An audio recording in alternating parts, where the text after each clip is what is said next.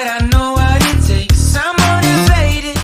Dear students, we are going to start our next chapter, chapter 3rd. The topic name is data storage media. So in this chapter we will learn about what is binary digits, means bits and bytes, primary memory, RAM and ROM, the secondary memory, that is floppy disk, CD, hard disk and DVD. So let's start with the first topic, that is bits and bytes. What are the bits and bytes? All the information, data and instructions inside a computer get stored and processed as numbers. Computers use only two digits, 0 and 1, for this purpose. This is called the binary code. 0 and 1 code is called binary code. These are binary digits. So bits are the short form of binary digits. जो आपकी bits होती हैं उसको हम कैसे बोलेंगे? Short में binary digits होती हैं, शॉर्ट फॉर्म होती है ये बाइनरी डिजिट्स की. जो आपकी बिट होती है वो आपकी शॉर्ट फॉर्म होती है बाइनरी डिजिट की, और हमारी बिट क्या होती है? 0 and 1. Clear? All sorts of information from pictures and videos to words and sounds can be stored at pattern of these two digits. Means जितनी भी आपकी वीडियोस, पिक्चर्स, जो भी साउंड आप रिकॉर्ड करते हो, कोई भी डॉक्यूमेंट क्रिएट करते हो, anything you can do in your computer system, that is all is based on bit system, and bit is 0 and 1. Simply we can explain it as, जो आपका कंप्यूटर है वो कौन सी लैंग्वेज को समझता है? 0 and 1 की लैंग्वेज को. उसको कोई और लैंग्वेज समझ नहीं आती. कोई भी हम इंग्लिश यूज़ करते हैं तो उसके लिए भी आपको इंटरप्रेटर होता है आपके कंप्यूटर सिस्टम में. इंटरप्रेटर का मतलब होता है कि आपको वो आपके अंडरस्टैंडेबल लैंग्वेज को प्रोवाइड करता है. जो अंडरस्टैंडेबल कंप्यूटर को है और जो अंडरस्टैंडेबल लैंग्वेज आपको है, उसके बीच में इंटरप्रिटेशन का काम करता है. अगर हम इंग्लिश में वर्ड्स टाइप करते हैं तो आपका कंप्यूटर सिस्टम है उसको 0 and 1 की फॉर्म में लेता है. क्लियर? तो आपका जो कंप्यूटर सिस्टम है वो कैसे वर्क करता है?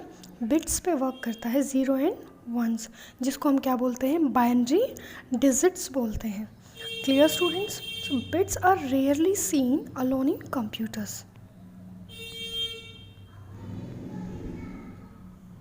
They are generally grouped together into 8-bit collection called bytes. और 8-bit का जो collection होता है उसको हम क्या बोलते हैं? बाइट बोलते हैं. Means 0 1 0 1 0 1 and 0 1. 4 टाइम्स अगर 0 1 0 1 आता है आपको, ज़रूरी नहीं है कि 1 0 1 फिर second is 1 then 0 then 1 then 0 then 1, यही सीरीज़ होगी. सीरीज़ कोई भी हो सकती है, 0 1 1 0 1 0.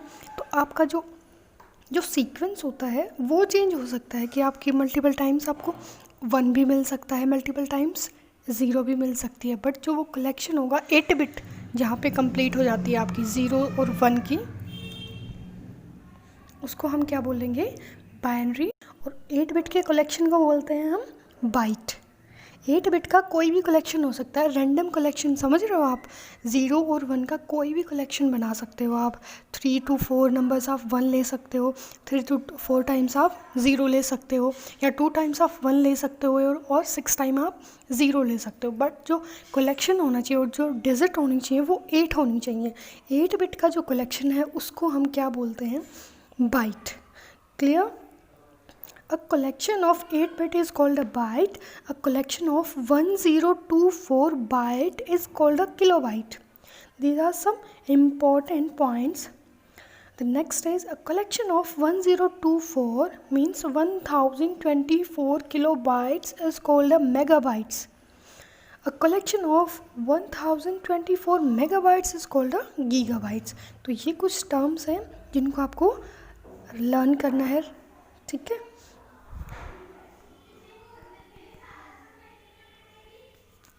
Next topic is silicon chips. The electronic circuits carrying bits are stored on chips. Means आपकी जो सिलिकॉन चिप्स होती हैं वो किस पे वर्क करती हैं? बिट्स पे वर्क करती हैं. These chips are tiny pieces of a material called silicon. Means जो आपकी चिप्स होती है वो किस मटेरियल से बनी होती है, सिलिकॉन के मटेरियल से बनी होती हैं. सिलिकॉन क्या है, हमारा एक मेटल होती है, ठीक है, जिसकी हेल्प से, जिस मटेरियल का यूज़ करके इन चिप्स को बनाया जाता है. Each chip is covered with lakhs of circuits. जो चिप होती है आपकी वो कवर होती है किससे, लैक ऑफ सर्किट्स. बहुत सारे सर्किट्स का कॉम्बिनेशन होता है जिसकी हेल्प से हम इसको बिल्डअप कर सकते हैं. All the chips in a computer are mounted on board called print circuit boards. Means PCBs of और data board, we can say data board. जितनी भी आपकी चिप्स होती हैं आपके कंप्यूटर सिस्टम पे वो कहाँ माउंट की जाती है. माउंट मीन्स उनको प्लेस किया जाता है. एक आपका मदरबोर्ड होता है और ये हमारा क्या बोला जाता है, डाटा बोर्ड बोला जाता है. मीन्स मदरबोर्ड का स्मॉल पार्ट होता है, ठीक है. उसके अंदर एक स्पेशल क्या कैपेबिलिटी होती है सभी चिप्स को होल्ड करने की. जितने भी डाटा बोर्ड्स हैं वो अटैच होते हैं एक मेन मदरबोर्ड से. You can see in the picture, this is the motherboard. इसके अंदर मल्टीपल सर्किट्स हैं, मल्टीपल पोर्ट्स हैं, जिसका यूज़ आप वायर लगाने के लिए करते हो ना, उसको हम पोर्ट्स बोलते हैं. ये डिफरेंट सर्किट्स का यूज़ किया गया है यहाँ पे. तो ये हमारा क्या है, मदरबोर्ड. और इसके अंदर जो चिप्स को होल्ड करता है उसको हम क्या बोलेंगे, data board. Clear. Next topic is computer memory. A computer stores all the work done on it. जो आपका कंप्यूटर सिस्टम है वो क्या करता है, आपके सारे वर्क को स्टोर करता है आपके मेमोरी के अंदर. The place where information is store is called the memory, as I told you. This memory is made up of chips. और ये मेमोरी किसका कलेक्शन है, चिप्स का. चिप्स की हेल्प से ही बनाई जाती है. Memory is of two kinds, primary memory and secondary memory. Here are two types of memory present in your computer memory. The first one is primary memory and second is secondary memory. Firstly, we will discuss about primary memory. Primary memory of a computer tells us the amount of data that the computer can store inside itself. The primary memory, it is mounted inside in the computer system. Means जो आपकी primary memory होती है वो आपके computer system के अंदर mount होती है, प्लेस होती है, और वो आपको बताती है कि कितनी लिमिट तक का डाटा आप स्टोर कर सकते हैं, ठीक है.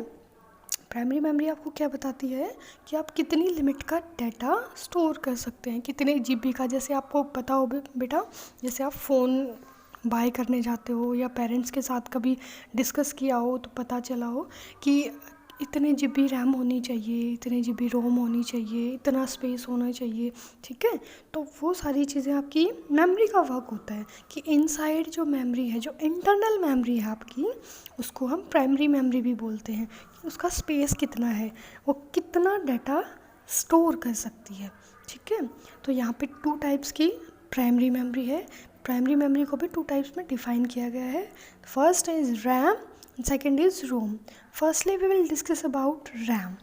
The full form of RAM is Random Access Memory. It stores data and instructions only when the computer is turned on. Means ये एक ऐसी मेमोरी है जो रैंडमली एक्सेस कर सकती है.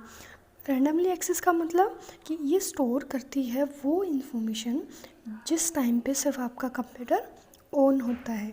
अगर आपकी लाइट चली जाती है या आपका जो पावर है वो कट हो जाती है तो आपका जो टेम्प्रेरी मेमोरी बोल सकते हैं आप इसको, जो लॉस हो जाता है, ठीक है. तो ये आपके इंस्ट्रक्शंस को या आपके डाटा को स्टोर करके नहीं रखती after the power cut. Clear. All the data stored on the RAM is lost when the power cut while working on computer. Means अगर आपके पास स्टोरेज के लिए UPS नहीं है तो और आप अपने कंप्यूटर सिस्टम पे वर्क करते हो और लाइट आपकी कट हो जाती है, पावर कट हो जाती है during working on computer, then all the data will be lost that is stored in RAM. That is why it is also known as volatile memory. Volatile means जो आपकी power cut होने के बाद आपकी जो इन्फॉर्मेशन उसको store ना रख पाए उसको हम क्या बोलते हैं, volatile memory बोलते हैं. Clear. It is called RAM because when the computer processes data, it can randomly access or pick up any piece of data stored on RAM. इसका एक बेनिफिट ये है कि आपकी कंप्यूटर सिस्टम के अंदर जब आप प्रोसेस करते हो डाटा को, कोई भी इंफॉर्मेशन आपको गैदर करनी है, उस टाइम पे अगर आपको कोई इंपॉर्टेंट इन्फॉर्मेशन गैदर करनी है तो आप किसका यूज़ करोगे? आपका कंप्यूटर सिस्टम यूज़ करता है रैम को, किस लिए? रैंडमली कोई भी इंफॉर्मेशन एक्सेस करने के लिए, ठीक है। ये सबसे इम्पॉर्टेंट आपकी क्या होती है? मेमोरी होती है, और ये किसका पार्ट है? प्राइमरी मेमोरी का। Clear students? I hope you understand the concept I taught. If you have any doubt you can ask to me. Thank you students.